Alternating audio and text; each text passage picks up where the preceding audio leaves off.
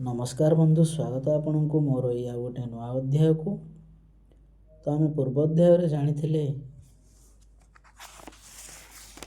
चंदन धारण आउ आज आम ये अध्याय जानिबा बेलपत्र चयन मंत्र। तो चलतु बंधु डेरी न करी आम आरंभ करवा जानिबा बेलपत्र चयन मंत्र।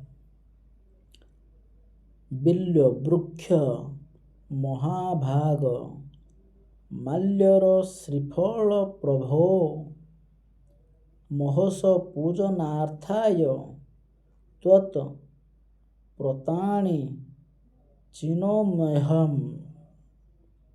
बंधु पुणी थरे दोहराउछि।